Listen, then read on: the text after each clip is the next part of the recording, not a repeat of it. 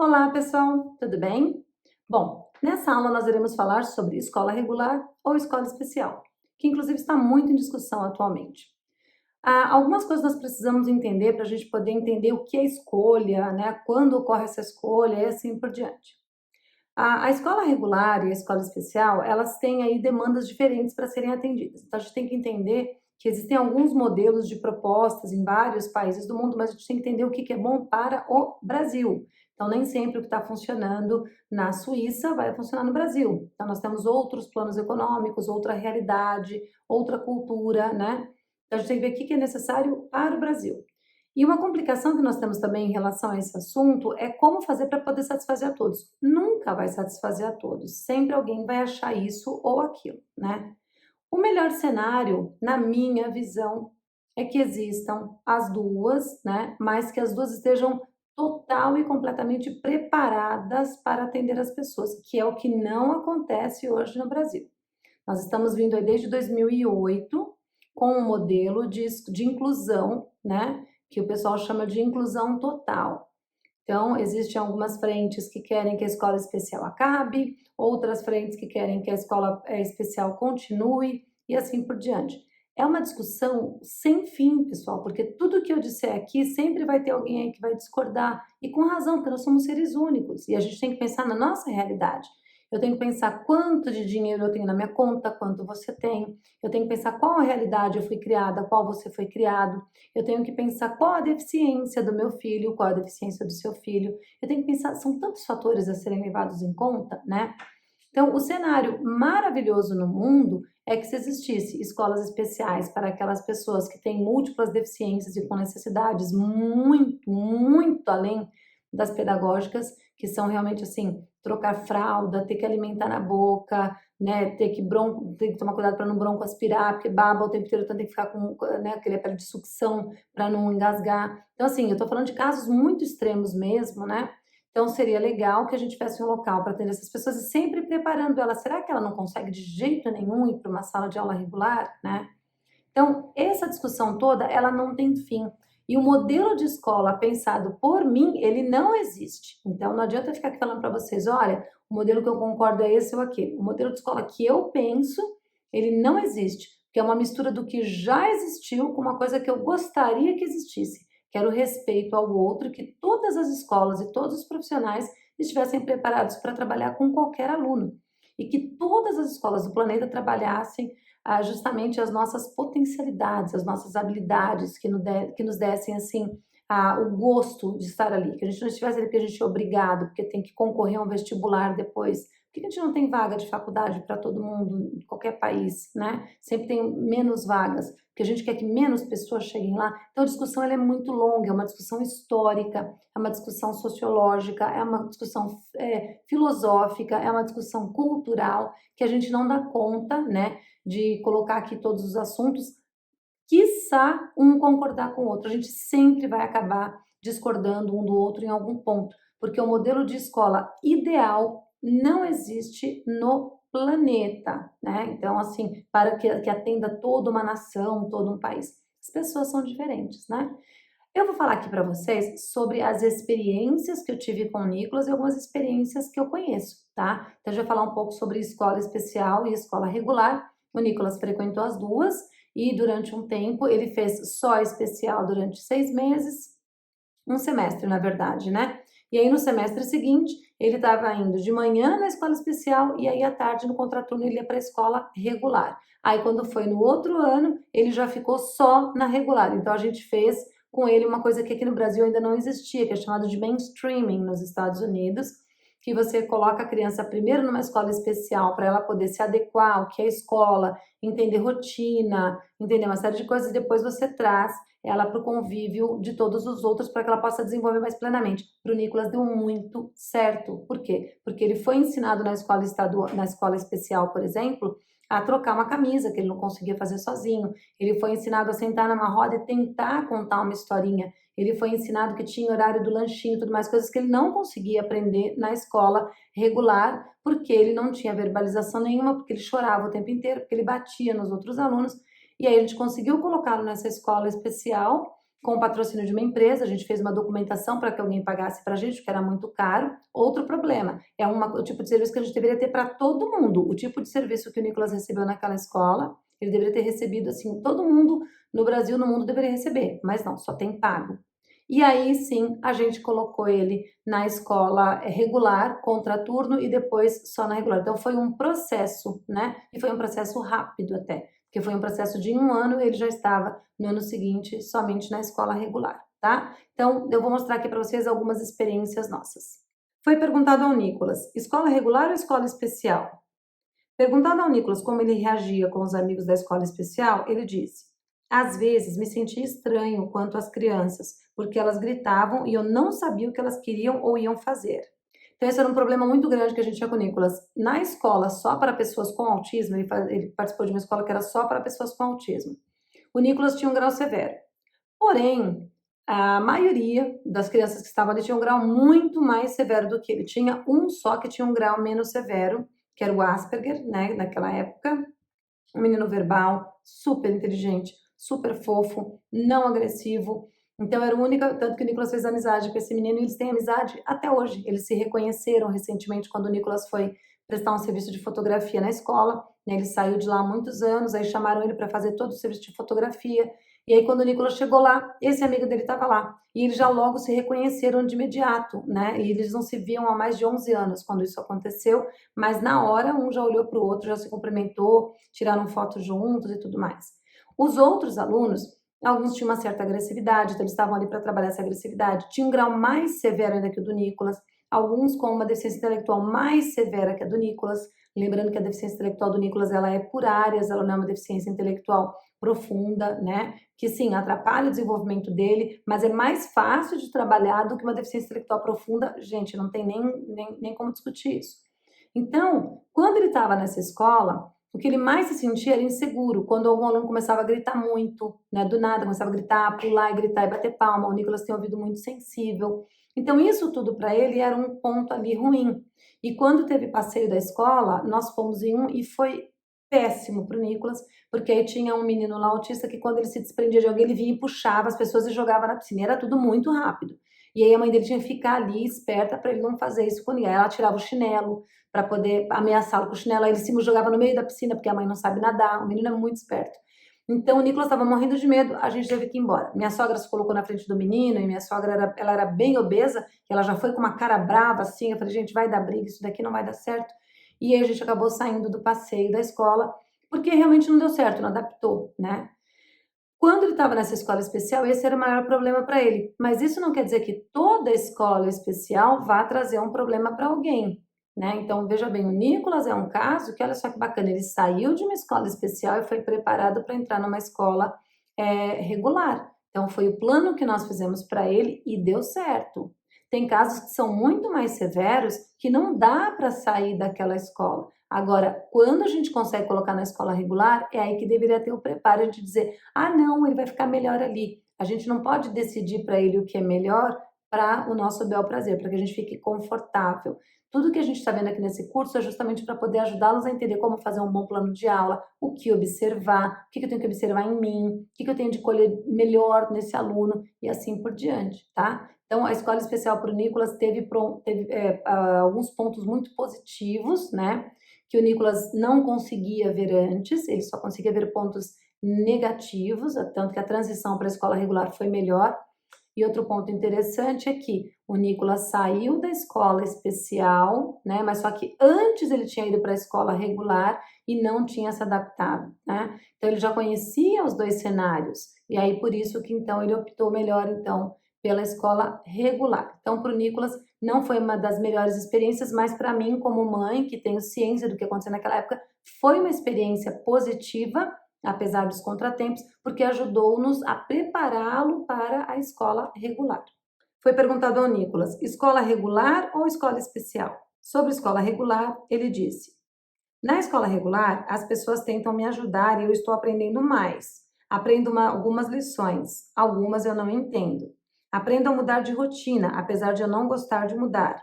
Aprendo a me relacionar com as pessoas. Os professores são muito bons para mim porque eles me ajudam adaptando as matérias, alguns. Então, aqui a resposta do Nicolas foi ele olhando assim, que para ele estava muito melhor, né? Escola, ele queria, o Nicolas, gente, ele queria escola. Não, o Nicolas detesta escola, tanto que ele não quis ir para a faculdade, ele não se adapta no meio das pessoas, ele é muito agitado para poder ficar sentado tanto tempo numa cadeira, ele não mantém foco, porque ele tem um déficit de atenção muito ferrado, ele tem uma hiperatividade ali também bem considerável. Então, assim, para o Nicolas é um sofrimento o ambiente de sala de aula, o ambiente, né, de estudantil. E eu que sempre amei estudar, eu também não sou muito fã de ficar com as pessoas, mas como eu sempre gostei muito de estudar, então valia a pena o sacrifício. O Nicolas não via vantagem. Hoje ele consegue entender as vantagens, né? Mas ele não quer ir para a faculdade e nós estamos respeitando isso nele, porque realmente é complicado o sistema que nós temos hoje no Brasil. Se ele tivesse uma inclusão de fato, onde iriam colocar as habilidades dele, alguém para trabalhar com ele, poder trabalhar as dificuldades dele, mas não é a realidade que nós temos ainda no Brasil. E uma faculdade de inclusão, eu não sei como seria, né? Se é uma faculdade especial, aliás, somente para pessoas com deficiência. Aqui no Brasil, que eu tenha conhecimento, não existe, né? Aí, cursos técnicos, aí eu já procurei também para ele, não tem com a inclusão que tenha um monitor ali e tudo mais. Então, na escola regular, ele acabou se sentindo melhor. E ele notava que tinha alguns professores que não queriam ajudá-lo, que não queria passar lição, ele sentia isso, né? Tanto que as histórias são longas em relação a isso. Se eu ficar falando isso aqui, a gente vai ter umas 2 horas de aula contando experiências do Nicolas, né? Então, só para saber que ele sentia quando ele tinha ajuda dos professores, ele sentia quando ele não tinha a ajuda dos professores. Então, olha só como é importante a gente estar preparado e estar ali realmente de corpo e alma para poder ajudar a mudar a vida dessas pessoas. Na escola especial, muitas vezes encontramos um cenário homogêneo, onde, em função das similaridades e grau de severidade de cada indivíduo, cria-se uma limitação nas interações. A falta de interação impede a evolução através da capacidade de aprender através da imitação. E aí, o que é importante na escola especial? Nós temos no Brasil muitos e muitos e muitos relatos de que determinada escola especial ali é depósito de criança. Você larga ali, muitos não falam mesmo, então tem aquele rótulo de, ele está mentindo, né? Imagina, não foi assim que aconteceu, e aí acaba que deixa lá encostadinho. E sim, eu já vi acontecer, mas eu não estou dizendo que são todas. Tem escolas especiais no Brasil que são fantásticas, que trabalham realmente ali a criança, trabalham a individualidade dela e tudo mais, né? Agora, o quanto é suficiente ela estar nessa escola especial ou não? A gente aprende por imitação, né? Então, eu costumo dar muito esse exemplo. Se eu estou falando aqui com vocês, todas as palavras que eu estou falando aqui com vocês, todas, elas já foram ditas por alguém antes. Eu não estou inventando nenhuma palavra. As combinações de palavras que eu estou usando aqui, elas geralmente já foram ditas por alguém também, né? Claro que todo o contexto você nunca vai achar exatamente essa aula que eu estou dando aqui, porque senão é plágio, em primeiro lugar. Em segundo lugar, eu olho para o slide, falo para vocês e tudo vai saindo da minha cabeça. Então, conforme eu vou ligando aqui as minhas sinapses, eu vou falando com vocês. Então, é uma aula única e exclusiva, você não vai encontrar outra igual.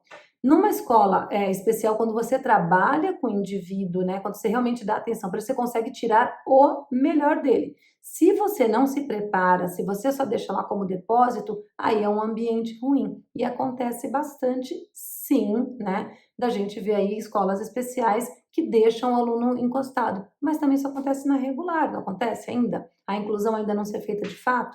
Tem escolas que estão fazendo, gente, um trabalho incrível. Eu olho quando eu vou visitar, quando eu vou dar palestra, fico emocionada de ver os relatos das pessoas com deficiência, os relatos dos pais, os professores mostrando todo o trabalho, mostrando todo o engajamento deles, mostrando tudo que tem ali extra para aquelas pessoas. Então você vê que está acontecendo. Então, só para a gente poder passar isso bem firme, pessoal, tem escolas especiais muito boas, tem escolas especiais péssimas, tem escolas regulares inclusivas muito boas, tem escolas regulares inclusivas péssimas. Então a gente precisava achar esse tempero aí que a gente ainda não achou, né, para poder mais ou menos chegar naquela escola utópica que eu tenho assim na minha cabeça. Na escola regular, quando o processo de inclusão é aderido por todos, cria-se um ambiente de empatia.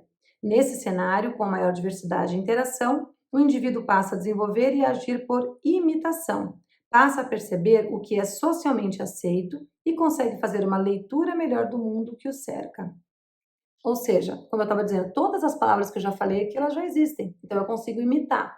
Você está gostando da minha aula? Tá maravilhosa? Eu já vi vários comentários lá né, na nossa plataforma. Nossa, Anita Brito, que aula maravilhosa, como eu aprendo com você. Todas essas palavras, elas já existem. Então, o ambiente em que eu fui colocada me permitiu que eu conseguisse imitar, que eu conseguisse reproduzir o que já existe. Uma criança que é jogada na floresta, como o Victor de Everon, por exemplo, que a gente viu lá na primeira aula de história do autismo, que foi jogado na floresta e acabou sobrevivendo por ali, ele não soltava uma palavra, não só porque ele tinha autismo, mas porque ele também não estava no convívio.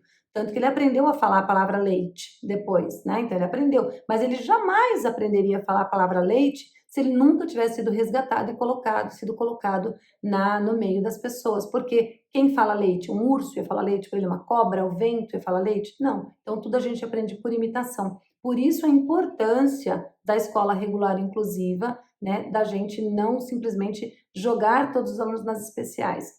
De novo, eu entendo que o papel das duas é de extrema importância. Estruturando a escola para a criança com autismo. Primeiramente, preparar a escola, espaço físico e pessoas, para receber o aluno de inclusão. Há escolas inclusivas que mantêm uma matéria sobre o tema. Esta pode ser adaptada dentro do ensino religioso, filosofia ou sociologia. Então, quando nós falamos para preparar a escola, é tudo, pessoal. Quando a gente vai receber um cadeirante, não põe rampa? Então, eu tenho que pensar quando eu vou receber uma pessoa com autismo, essa escola está muito poluída, a poluição sonora, a poluição visual, como que está o espaço? Preparei as pessoas da sala, a cantina já sabe, o tio da porta já sabe, a pessoa da limpeza já sabe, diretores, coordenadores, professores de outras salas já sabem, para essa criança não passar quando você pegar no braço dela, oh, não corre na hora que você agarrar ela, entrar numa crise. Então, a gente tem que preparar realmente o espaço completo, pessoas e tudo que for necessário para receber essa pessoa. E também, assim, além do autismo, não tem comorbidades, é autismo de baixa visão, é autismo com, né, deficiência intelectual, é autista e assim por diante, tá? A gente tem que perceber todo o cenário aí. E também a gente tem muitas escolas que elas colocam, né, uma matéria sobre inclusão e às vezes assim, ensino religioso, vamos falar sobre inclusão. Filosofia, sociologia, são matérias que cabem bem esse assunto. Só que algumas escolas também, elas fazem a semana da conscientização, que eu acho muito bacana, que a gente começou a dar essa ideia lá no nosso workshop em 2014, as pessoas faz a semana da conscientização, começaram a fazer e fica muito bom. Todas as matérias trabalham de forma interdisciplinar para que os alunos façam pesquisas e depois façam apresentação sobre inclusão. Aí pode funcionar como uma feira de ciências, vem os pais, vem, né, outras escolas visitar, então cada um aí faz de um jeito, né? Como pode também ser só uma feira dentro ali do ambiente escolar e só eles vão apresentar para outro. As salas vão se visitando e uma sala vai apresentando para outra e todos os professores também vão passando nas salas e vendo o que cada um preparou para a gente poder mostrar sobre deficiências e diferenças. É muito legal fazer a semana da conscientização. É muito interessante. Vocês não têm noção como os alunos se descobrem. De novo, gente, a gente não nasce ruim, a gente é colocado de uma forma em ambientes ruins. Tem gente que já nasce ali com uma genéticazinha complicada, sim, mas é raro, raro, raro, raro, raro demais uma pessoa já nascer, né, com uma sociopatia, né, com uma psicopatia, a ponto de querer, assim, com 3 anos, já querer matar a família inteira. Dificilmente uma pessoa, ela nasce ruim, ou ela nasce com uma doença, ou ela nasce boa, e o ambiente a transforma numa pessoa ruim. Então, a gente tem que prestar atenção em como trabalhar essas pessoas da melhor forma. Pedir aos responsáveis uma FIA, ficha individual do aluno, totalmente preenchida, mais laudos de especialistas. Essa FIA eu criei quando eu escrevi meu livro lá em 2014, e essa FIA é uma ficha assim que eu deixei em um Word e eu deixei ela livre para todo mundo, porque às vezes você olha, você gosta, aí você olha, não gostou de tal ponto, tira, acha que faltou tal ponto, coloca, né? Inclusive, qualquer dia quiser mandar sugestão para mim, falar, Anitta, faltou isso, ou achei tal coisa ruim, já fiz há muitos anos, faz tempo até que eu não mexo nessa FIA, porque eu não estou mais dando aula dentro de escola agora, então, no mexo faz tempo. Então, de repente, vocês têm até ideias mais legais aí para fazer com ela. Por isso que ela está em Word, que vocês podem mexer à vontade. E os laudos dos especialistas é legal, porque, nossa, vem cada coisa interessante que a psicopedagoga escreve, que a psicóloga escreve, que a fonoaudióloga escreve, coisas que a gente não tinha prestado atenção. E aí isso nos ajuda a preparar aquele PEI, né, que é o plano de ensino individualizado, e nos ajuda a retomar um plano de aula diferenciado, especializado para cada aluno. Conteúdo, um passo de cada vez. A tarefa deve ser apresentada de forma simples. A complexidade deve vir de forma gradativa e deve acompanhar o desenvolvimento do educando. A matéria deve ser completamente adequada a essas necessidades, caso necessário. E aqui, pessoal, eu tô falando de escola regular ou de escola especial, tá? Qualquer uma delas, todo o conteúdo que eu for passar, preciso observar se está de acordo com aquele educando, né? De novo, que eu já falei na aula passada, tô subestimando, tô superestimando, né? Então a gente precisa observar e fazer com que ele tenha o melhor desenvolvimento possível de acordo com o que eu estou preparando, que eu estou levando para ele. Mas eu só posso levar quando eu conheço o meu aluno, né? Então deixar um conteúdo legal e que eu passe um passo de cada vez. Lembrando que passei esse pedacinho, ele foi muito bem, eu vou passar outro, então eu vou trazendo novos desafios. Eu também não vou falar assim, o que eu preparei para ele, né, foi hoje, foi isso, acabou. E vamos para casa. Não, eu sempre tenho que ter uma carta na manga. Então eu chego lá pensando, ai, tadinho, né, aquele pensamento capacitista, é autista, vou levar só isso daqui mesmo para ele. Chega lá e ele termina antes, aí você tá, né, perdido, porque como é que você vai fazer? Como você vai dar uma lição nova para ele se você não preparou nada? Aí você começa a tirar da cabeça, perde planejamento, que a gente falou na aula passada sobre objetivo, qual o planejamento, como vai ser feito, você se perde e coloca aí muita coisa a perder, às vezes tudo a perder. Você perde a confiança do aluno, ele entra em crise, tem uma série de coisas que a gente precisa pensar para sempre entrar na sala de aula bem preparado. Capacidades. Temos que ter em mente que medir a habilidade de alguém é algo complexo e que leva tempo. Às vezes mais tempo, às vezes menos. O que não podemos fazer é jamais acreditar que um único teste é capaz de dizer tudo sobre uma pessoa. O ser humano é dotado de inteligências múltiplas. Bom, pessoal, sobre as capacidades, é de extrema importância a gente entender que nós temos capacidades assim infinitas. O nosso cérebro é capaz de muita coisa que nem nós sabemos. Então a gente precisa trabalhar esse cérebro, a gente precisa colocar ele realmente para trabalhar, tá? Então, quanto mais a gente desafia esse aluno, mais ele vai trazer coisas para mim, coisas novas, coisas diferentes. Por isso que eu digo que é um único teste, eu acho bem ruim, né? Eu falei para vocês aí umas aulas atrás que lá quando eu fiz faculdade na década de 90, nós tínhamos 15 semanas de aula e durante 14 semanas era conteúdo, conteúdo, conteúdo, conteúdo, 15ª semana, prova. Passou, passou, não passou, paciência. E você perdia aquela matéria. Então você teria que refazer aquela matéria. Dependendo se fosse uma matéria de teoria, por exemplo, teoria linguística, teoria literária, se você reprovasse naquela, você não poderia fazer as literaturas ou as linguísticas, que você reprovou na teoria. Então era bem complicado. Se você reprovasse inglês básico, claro, você não poderia ir para o inglês intermediário. Então eles tinham um sistema ali injusto e realmente assim muito eu acompanhava tudo, mas tinha aluno que tinha muita dificuldade e sofria com cada aula, tinha que passar, repassar, repassar, e aí quando chegava no dia da prova, era aquele dia de prova e acabou, né? Então é legal a gente fazer uma avaliação ao longo do processo de ensino-aprendizagem, não deixar só lá para o final e dizer assim, eu passei tudo isso aqui para ele, eu passei essa prova, ele foi mal. Um único teste é muito injusto. Lembrando que às vezes a gente está com dificuldade de fazer o teste naquele dia e aquele dia não representa quais são as nossas reais capacidades e habilidades. Então, entender melhor esse cenário e sempre fazer avaliações diferenciadas. E o que ajudou o Nicolas a se desenvolver na escola? Através das áreas de interesse do Nicolas, foram desenvolvidas atividades para o currículo escolar dele, respeitando suas limitações e valorizando suas habilidades. Eu desenhei para o Nicolas um modelo baseado no Teach, né, que é um modelo americano, que ele é muito parecido, mais ou menos falando, com uma análise aplicada dentro da escola, né? Por quê? Porque ele visa realmente assim, ele tenta, tenta não, ele vai justamente na habilidade do aluno, né? E ele pede que família e escola falem a mesma língua. Então é um modelo muito interessante. É um dos cursos que eu fiz, inclusive. Eu não tenho a formação do TEACH, que é uma formação longa que tem lá nos Estados Unidos e custa mais de $1.000 cada módulo, mas eu tenho cursos na área e é muito legal. Tudo que eu tô falando aqui para vocês já dá essa base, tá? Não precisa nem correr, se desesperar, porque tudo que tá aqui nessas aulas, pessoal, tudo, tudo, tudo já te faz fazer uma super aula de inclusão, seja na escola especial, seja na escola regular.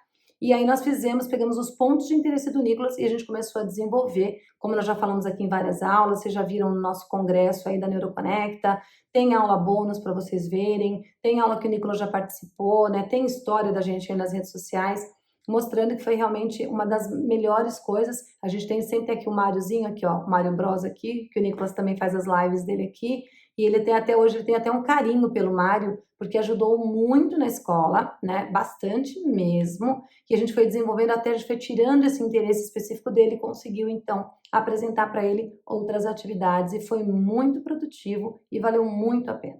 Quando perguntado ao Nicolas qual seria o modelo de escola ideal na opinião dele, ele respondeu: Seria uma escola com inclusão justa e com matérias do meu interesse. Por exemplo, eu gostaria de estudar fotografia, música, arte e design de jogos eletrônicos.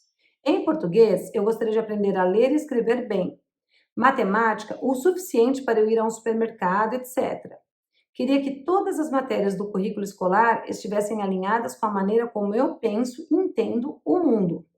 De novo aí, né, filho de peixe, peixinho é, ele também tem uma escola meio utópica na cabeça dele, que alguns modelos de escola americana e alguns modelos de escola francesa meio que fazem isso, você tem algumas matérias que são eletivas, então, esse ano você vai fazer ciências, matemática, e você escolhe o que mais? Uns escolhem corte e costura, outros escolhem cozinha, outros escolhem, carpintaria, então as pessoas elas podem escolher algumas coisas, teatro, né, então, eles escolhem algumas coisas específicas. Aqui no Brasil, tem uma escola particular ou outra que oferece isso, é muito raro isso acontecer aqui no Brasil. O modelo de escola geral que nós temos é que você tem que entrar naquele horário e sair naquele horário, e todo mundo que está na mesma série tem o mesmo componente curricular ali para poder estudar, né?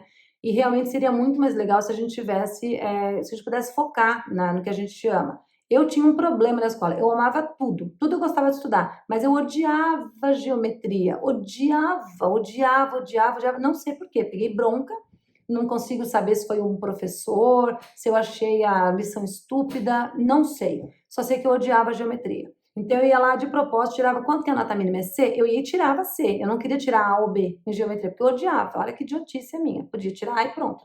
Não, eu ia lá só fazer o suficiente, já que já dá C, entregava, eu tirava C, pra vocês terem uma ideia. Tinha bronca.